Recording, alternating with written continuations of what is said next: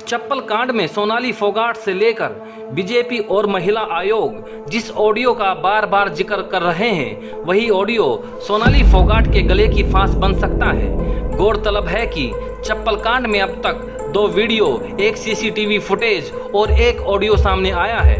पहले ऑडियो सुन लीजिए, उसके बाद हम आपको बताएंगे कि जिस ऑडियो को बीजेपी नेत्री ढाल बनाने के चक्कर में है, वही ऑडियो क्लिप उनका सबसे बड़ा नुकसान कर रही है। इस ऑडियो में जहां जहां गाली दी गई है, हमने वहां वहां पर बीप की आवाज लगा दी है। खाना बदोस है वही जैसे ठाकरे सुबह तीसरा नंबर आने लग रहा है, केस होता रहेगा जी।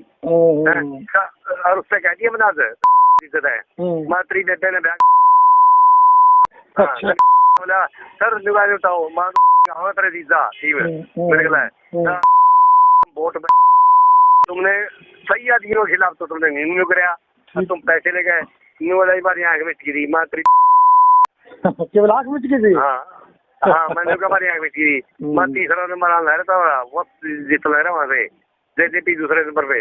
अच्छा अच्छा, दादरी में जेजेपी दादरी वाली सीट तो खैर दिल्ली है ही सर। दिल्ली है मैं बता रहा आपको पूरा कहीं महेंद्रगढ़ पत्ती का मैंने रामविलास शर्मा टोया कुछ बंदा मतलब की सीट बीजेपी की है पर एक सीट इसी करती 6 जिला तो पीछे ले गया किला टिकट ऐसे ले गया किला उधार रह गया सार सौदा की। अच्छा। ये बीजेपी की जवान है ऐसी ऐसी कोई बात नहीं, सब जात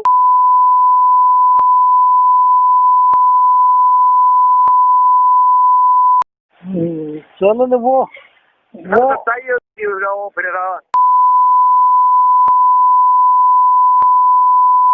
खाना बदोस है। ऐसी ऐसी कोई बात नहीं, सब जात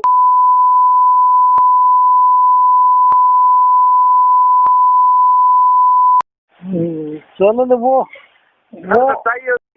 फिर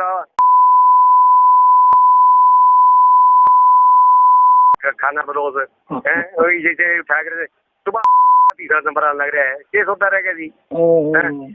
और उससे कह दिया बना इज्जत है मात्री देते ने बोला सर निकाल बताओ मां हवा तेरे दीदा ठीक है मेरे को वोट तुमने सही आदमियों के खिलाफ तो तुमने नहीं कराया, तुम पैसे ले गए वाला बार आंख में गिरी मात्री केवल आंख में गिरी। हाँ मैंने हमारी आंख में गिरी। मैं तीसरा नंबर आना रहता वो जीत ले रहा वहाँ से जेजेपी दूसरे नंबर पे। अच्छा अच्छा, दादरी में जेजेपी दादरी वाली सीट तो खैर दिल्ली है ही सर। दिल्ली है मैं बता रहा आपको पूरा कहीं महेंद्रगढ़ पत्ती का मैंने रामविलास शर्मा टोया कुछ बंदा मतलब की सीट बीजेपी की है पर एक सीट इसी करती 6 जिला तो पीछे ले गया किला टिकट ऐसे ले गया किला उधार रह गया सार सौदा की। अच्छा। ये बीजेपी की जवान है। ऐसी ऐसी कोई बात नहीं, सब जात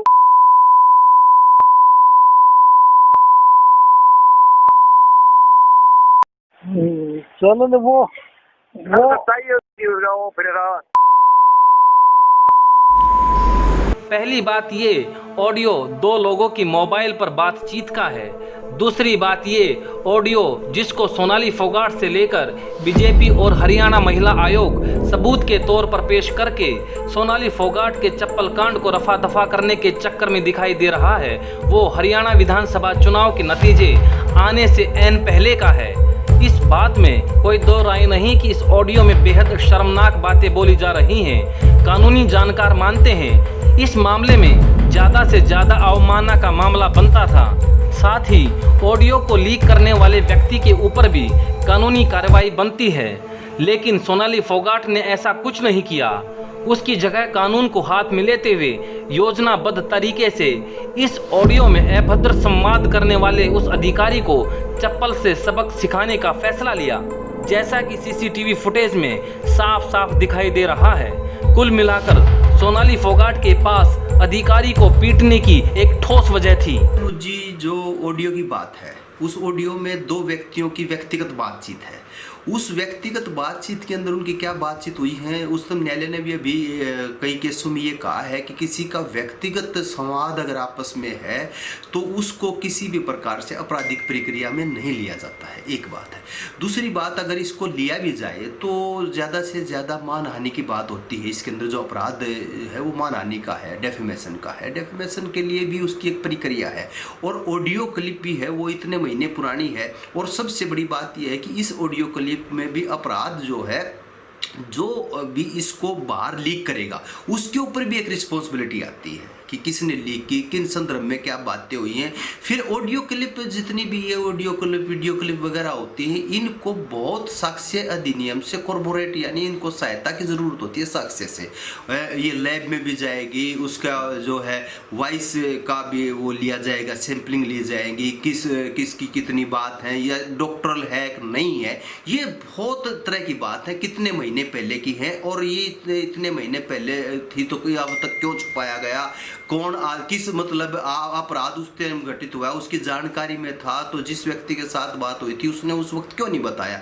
ये बहुत से सवालात हैं क्योंकि कानून प्रक्रिया के अनुजीव कानून प्रक्रिया के तहत चलता है। कानून को आप प्रक्रिया से बिना आप बात नहीं कर सकते। बात है चप्पल कांड पे, अगर आप उस वीडियो क्लिप का अगर सारा ऑडियो क्लिप का सहारा लेते हैं तो एक चीज़ और होती है, क्योंकि आप किसी भी काम में किसी भी अपराध के अंदर एक उद्देश्य माना जाता है कि आपने किस उद्देश्य को साथ लेके क्यों किया ऐसा काम। तो अब जो चप्पल कांड हुआ है उसमें तो ये ऑडियो क्लिप कहीं ना कहीं उनके अगर कानूनी रूप से जाएंगे तो विरुद्ध जाएगी। क्यों विरुद्ध जाएगी कि इस मनसा को साथ रखते हुए, मस्तिष्क में कहीं ना कहीं इस बात को साथ रखते हुए ये काम किया गया है, क्योंकि उन्होंने पहले तो शिकायत नहीं की, चप्पल से पहले शिकायत नहीं की है उस व्यक्ति की, ठीक है। और आप अब बाद में कर रहे हो तो कहीं ना कहीं ये साबित होता है कि आपके मस्तिष्क में कुछ सवालात चल रहे थे, आपके मस्तिष्क में कुछ चीजें चल रही थी जिनका प्रकटीकरण उस रूप में हुआ है। और वो प्रकटीकरण क्या हुआ है, वो गैर कानूनी तरीके से हुआ है। इसमें बहुत सी चीज़ें होती हैं कि कई बार ऐसा भी करते हैं कि मतलब आम महिला हो या महिलाओं के बारे में टिप्पणी हो तो ऐसा होना चाहिए, लेकिन वो नेत्री हैं जो आम महिला नहीं है, ये भी बड़ी बात है। वो कानून की जानकार भी है, पढ़ी लिखी भी है, उन कानून प्रक्रिया भी है और उनके साथ किसी प्रकार का प्रशासनिक अन्याय हो ऐसा भी संभव नहीं है। उनके पास सही समय है शिकायत करने का, जांच करवाने का, सरकार की सारी मशीनरी का है, तो उन्हें कानूनी प्रक्रिया का सहारा लेना चाहिए था। ऑडियो क्लिप की बात है, अगर किसी भी प्रकार की बात है उस गले का फांस बन सकती है ये ऑडियो। बिल्कुल बिल्कुल। इसको आप आज एक ये कह के आप इसको यूं कहे कि गालमेल करने की कोशिश कर रहे हो जांच को या उस आक्षेप को, तो वो तो अलग बात है। सवाल यही पैदा होता है कि क्या सोनाली फोगाट ने बदले की भावना से पिटाई की थी। कानूनी जानकारों की माने तो अगर सही से जांच होती है तो तथाकथित ऑडियो सोनाली फोगाट के गले की फांस बन सकता है। ब्यूरो रिपोर्ट, अलख मीडिया।